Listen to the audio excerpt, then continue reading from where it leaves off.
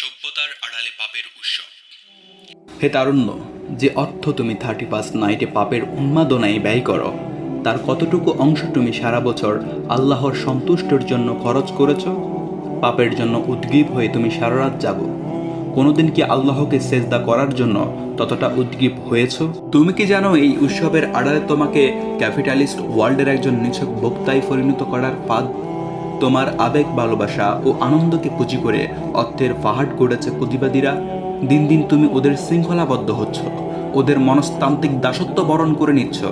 ওরা তোমাকে পবিত্রের পূজারী বানিয়ে তোমার রবের দাসত্ব থেকে দূরে ঠেলে দিচ্ছে। তুমি পরিণত হচ্ছ পুঁজিবাদী বিশ্বের এমন এক তুচ্ছ দাবার গুটিতে, যাকে নিয়ন্ত্রণ করছে অন্য কেউ। হে তরুণ প্রজন্ম, এই জাহিলিয়াতের মাঝে আর কত ডুবে থাকবে? প্রবৃত্তির বাধাহীন তাড়নায় আর কতকাল নিজেকে বাসিয়ে দিবে? চোখ মেলে দেখো, চারদিকে জাহিলিয়াতের গভীর অন্ধকার। উম্মাহর কোটি কোটি সদস্যের জীবন বিপন্ন শত্রুর চাপিয়ে দেওয়া যুদ্ধে।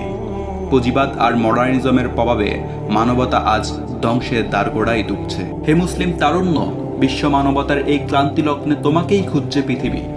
তোমার অপেক্ষার প্রহর গুনছে অসহায় মানবতা। তুমি আত্মপরিচয়ে বলিয়ান হও, পাহাড় সম সাহস অর্জন করো। নব্য জাহিলিয়াতের এই অন্ধকার ছেড়ে বেরিয়ে পড়ো আলোর মশাল হাতে। হে যুগের নকিব, তুমি তাকিয়ে দেখো, কাফেলা প্রস্তুত, তুমি কেন পিছিয়ে রবে? প্রচারে আল কুরআন ডটস, দাওয়া মুভমেন্ট, ইলহাক বিল কাফেলা। এসো কাফেলাবদ্ধ হই।